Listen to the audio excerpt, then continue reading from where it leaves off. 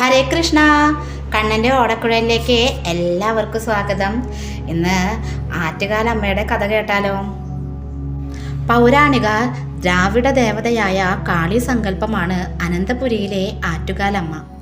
പാതിവ്രത്യത്തിൻ്റെ പ്രതീകമായ കണ്ണകിയുടെ കാളി രൂപത്തിലുള്ള അവതാരമായിട്ടാണ് ആറ്റുകാലമ്മയെ ആരാധിക്കുന്നത്. കണ്ണകിയുടെ കഥ കേൾക്കാം. നാഗപട്ടണം ജില്ലയിലെ പുഹാർ എന്ന പട്ടണത്തിലെ ഒരു ധനിക വ്യാപാരിയുടെ മകനാണ് കോവലൻ.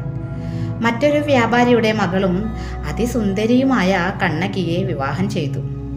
കാവേരി പട്ടണം എന്ന നഗരത്തിൽ രണ്ടുപേരും സന്തോഷത്തോടെ ജീവിക്കുകയായിരുന്നു. സന്തോഷപൂർണമായ അവരുടെ വിവാഹ ജീവിതത്തിനിടെ മാധവി എന്ന നർത്തകിയുമായി കോവലൻ അടുപ്പത്തിലായി. കണ്ണകിയെയും തൻ്റെ കുടുംബത്തെയും മറന്ന് തൻ്റെ സമ്പത്ത് മുഴുവൻ മാധവിക്കായി അടിയറ വെച്ച് കോവലൻ ജീവിച്ചു. എന്നാൽ സമ്പത്ത് മുഴുവൻ തീർന്നപ്പോൾ ഒരു ദിവസം മാധവി കോവലനെ തെരുവിലേക്ക് ഇറക്കി വിട്ടു. തൻ്റെ തെറ്റ് തിരിച്ചറിഞ്ഞ കോവലൻ കണ്ണകിയുടെ അടുത്ത് തിരികെ എത്തുന്നു.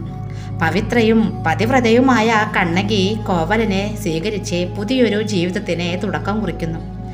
എന്നാൽ തങ്ങളുടെ സമ്പാദ്യം മുഴുവൻ തീർന്ന കോവലൻ വ്യാപാരം നടത്താനാവാതെ വിഷമിച്ചിരിക്കുമ്പോൾ കണ്ണകി തൻ്റെ രത്നങ്ങൾ നിറച്ച ഒരു ചിലമ്പ് വിൽക്കുവാനായി കോവലനെ കൊടുത്തു. ഇതിനായി ഇരുവരും ഒരുമിച്ച് മധുരയിലേക്ക് പുറപ്പെട്ടു.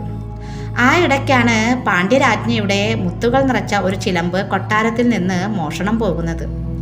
കൊട്ടാരം തട്ടാനായിരുന്നു ആ ചിലമ്പ് മോഷ്ടിച്ചത്. ചിലമ്പ് വിൽക്കുവാനായി അവർ എത്തിയത് ഇതേ തട്ടാൻ്റെ അടുത്തായിരുന്നു. അവസരം മുതലാക്കി തട്ടാൻ കോവലനാണ് ചിലമ്പ് മോഷ്ടിച്ചതെന്ന് പാണ്ഡ്യരാജാവിനെ അറിയിക്കുന്നു. ചിലമ്പ് അന്വേഷിച്ചു നടന്ന പാണ്ഡ്യരാജാവിൻ്റെ ഭടന്മാരുടെ മുന്നിൽ കോവലൻ അകപ്പെടുന്നു. രാജ്ഞിയുടെ ചിലമ്പാണെന്ന് തെറ്റിദ്ധരിച്ച് അവർ കോവലനെ മോഷ്ടാവെന്ന മുദ്ര നൽകി രാജസദസ്സിൽ എത്തിച്ചു. കണ്ണകിയുടെ ചിലമ്പും പാണ്ഡ്യ രാജ്ഞിയുടെ ചിലമ്പും കാഴ്ചയിൽ സാദൃശ്യമുള്ളതായിരുന്നു. ഇത് കണ്ട രാജാവ് കോവലൻ്റെ തല ഛേദിക്കുവാൻ ഭടന്മാരോട് ആജ്ഞാപിക്കുന്നു. ഉടൻ തന്നെ യാതൊരു അന്വേഷണവും നടത്താതെ കോവലനെ വധിക്കുന്നു. ഇതറിഞ്ഞ കണ്ണകി രാജാവിൻ്റെ മുന്നിൽ കോവലൻ്റെ നിരപരാധിത്വം തെളിയിക്കുവാൻ കോപത്തോടെ പാഞ്ഞെത്തി. തൻ്റെ മറുചിലമ്പ് രാജാവിൻ്റെ മുന്നിലേക്ക് വലിച്ചെറിഞ്ഞു. അതിൽ നിന്നും രത്നങ്ങൾ ചിതറിത്തെറിച്ചു. രാജാവ് രാജ്ഞിയുടെ ചിലമ്പ് പൊട്ടിച്ചപ്പോൾ അതിൽ മുത്തുകളാണ് ഉണ്ടായിരുന്നത്. കോവലൻ വിൽക്കാനായി കൊണ്ടുവന്ന ചിലമ്പ് രാജാവ് പരിശോധിക്കുകയും അതിൽ രത്നങ്ങൾ തന്നെയായിരുന്നു എന്ന് മനസ്സിലാക്കുകയും ചെയ്തു. തൻ്റെ തെറ്റ് മനസ്സിലാക്കിയ രാജാവ് അപ്പോൾ തന്നെ ബോധരഹിതനാവുകയും തൽക്ഷണം മരിക്കുകയും ചെയ്തു. ഇതുകൊണ്ടൊന്നും കണ്ണകിയുടെ കോപം ശമിച്ചില്ല. തൻ്റെ ഒരു മാറിടം മധുരയിലേക്ക് വലിച്ചെറിഞ്ഞ് മധുര നഗരം മുഴുവൻ അഗ്നിക്കിരയാകട്ടെ എന്ന് ശപിച്ചു. കണ്ണകിയുടെ പാതിവ്രത്യത്തിൻ്റെ ശക്തിയാലും കോപാഗ്നിയാലും മധുര കത്തി നശിച്ചു. അഗ്നിക്കിരയായ മധുരയിൽ ആൾനാശവും ധനനാശവും ഉണ്ടായി. നഗരദേവതയായ മധുര മീനാക്ഷിയുടെ അപേക്ഷയനുസരിച്ച് കണ്ണകി ശാപം പിൻവലിച്ച് മധുര ഉപേക്ഷിച്ചു. തുടർന്ന് കണ്ണകി ആറ്റുകാലിലെത്തി. ആറ്റുകാൽ പ്രദേശത്തെ ഒരു പ്രമുഖ തറവാടായിരുന്നു മുല്ലവീട്ടിൽ. അവിടുത്തെ പരമസാത്വികനായിരുന്ന ഒരു കാരണവർ ഒരിക്കൽ കിള്ളിയാറ്റിൽ കുളിക്കുമ്പോൾ ആറ്റിനക്കരെ കണ്ണകി ബാലിക രൂപത്തിൽ പ്രത്യക്ഷപ്പെട്ടു. അക്കരെ കടത്തിയിടുവാൻ ബാലിക കാരണവരോട് പറഞ്ഞു. അക്കരെ കടത്തിയ കാരണവർ ബാലികയെ സ്വന്തം വീട്ടിലേക്ക് കൂട്ടിക്കൊണ്ടുപോയി. ബാലികയെ സ്വീകരിക്കാനുള്ള സജ്ജീകരണങ്ങൾക്കായി അകത്തേക്ക് പോയ കാരണവർ തിരിച്ചു വരുമ്പോഴേക്കും ബാലിക അപ്രത്യക്ഷയായി. അന്നു രാത്രി കാരണവർക്ക് സ്വപ്നദർശനമുണ്ടായി. സ്വപ്നത്തിൽ ആദിപരാശക്തിയായ ദേവി പ്രത്യക്ഷപ്പെട്ട് അടുത്തുള്ള കാവിൽ 3 വര കാണുന്നിടത്ത് പ്രതിഷ്ഠ നടത്തി കുടിയിരുത്തുവാൻ ആവശ്യപ്പെട്ടു. അപ്രകാരം രാവിലെ സ്വപ്നദർശനമുണ്ടായ സ്ഥലം കാണാൻ കാരണവർ പോയി. ആ സ്ഥലം കാരണവർ കാണുകയും അവിടെ ക്ഷേത്രം പണിയുകയും ചെയ്തു.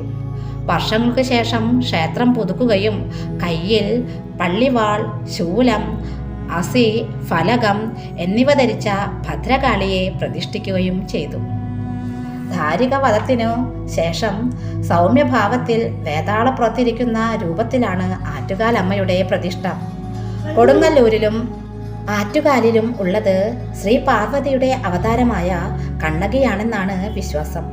ക്ഷേത്ര പരിസരത്തെ ഭക്തി നിർഭരമാക്കുന്ന തോറ്റംപാട്ട് ആറ്റുകാൽ ഉത്സവത്തിലെ പ്രധാന ചടങ്ങുകളിൽ ഒന്നാണ്.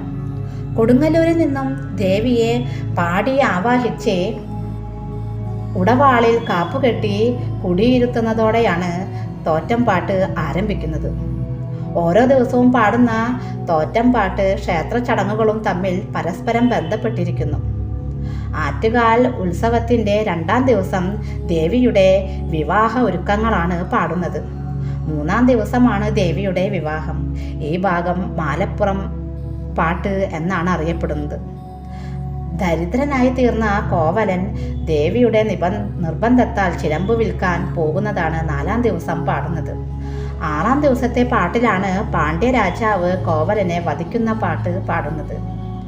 കോവലൻ്റെ മരണവാർത്തയറിഞ്ഞ ദേവി കൈലാസത്തിൽ ചെന്ന് മഹാദേവനിൽ നിന്ന് വരം വാങ്ങി കോവലനെ ജീവിപ്പിക്കുന്നതാണ് 7ാം ദിവസം പാടുന്നത്. ഭർത്താവിനെ ചതിച്ചു കൊന്നതിൽ രോഷാകുലയായ ദേവി സ്വർണ്ണപ്പണിക്കാരനെയും പാണ്ഡ്യരാജാവിനെയും വധിക്കുന്ന ഭാഗമാണ് പിന്നെയുള്ള 2 ദിവസം പാടുന്നത്. 10ാം ദിവസം പൊലിപ്പാട്ട് പാടി കാപ്പിറക്കുന്നതിലൂടെയാണ് ഉത്സവം അവസാനിക്കുന്നത്. ആറ്റുകാൽ പൊങ്കാലയ്ക്ക് 2 ഐതിഹ്യമാണുള്ളത്. മധുര നഗരം ചുട്ടരിച്ച കണ്ണകിയുടെ കഥയുമായി ബന്ധപ്പെട്ടാണ് ആറ്റുകാൽ പൊങ്കാലയുടെ ഐതിഹ്യം എന്നാണ് ഒരു വിശ്വാസം. തൻ്റെ കണ്ണിൽ നിന്നും പുറപ്പെട്ട അഗ്നിയാൽ മധുരയെ കത്തിച്ച് ചാമ്പലാക്കിയ കണ്ണകി ദേവിയെ ആശ്വസിപ്പിക്കാനായി പൊങ്കാല നൽകി എതിരേറ്റു. അതിൻ്റെ ഓർമ്മയ്ക്കാണ് ഭക്തർ ഇവിടെ പൊങ്കാല സമർപ്പിക്കുന്നത് എന്നതാണ് ഒരു വിശ്വാസം. മറ്റൊരു വിശ്വാസം മഹിഷാസുരനെ വധിച്ച ദേവിയെ ജനങ്ങൾ പൊങ്കാല സമർപ്പിച്ചാണ് സ്വീകരിച്ചത്. ഇതിൻ്റെ ഓർമ്മയിൽ ഇവിടെ പൊങ്കാല ആചരിക്കുന്നു എന്ന് പറയുന്നു. കുംഭമാസത്തിലെ പൂരം നാളും പൗർണമിയും ഒത്തുചേർന്ന് വരുന്ന 9ാം ദിവസമാണ് ആറ്റുകാൽ പൊങ്കാല. 2025 മാർച്ച് 13 ഈ പ്രാവശ്യത്തെ ആറ്റുകാൽ പൊങ്കാല.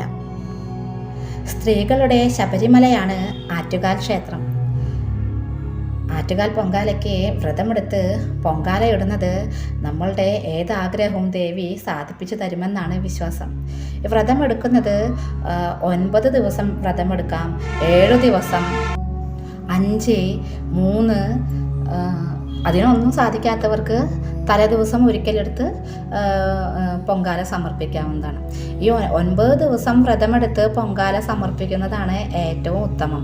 ഈ 9 ദിവസം നമ്മൾ വ്രതമെടുക്കണേക്കാൾ മുന്നേ തന്നെ നമ്മളെ വീടും പരിസരമൊക്കെ വൃത്തിയാക്കണം, മത്സ്യമാംസാദികൾ ഉപേക്ഷിക്കണം, ബ്രഹ്മചര്യം പാലിക്കണം.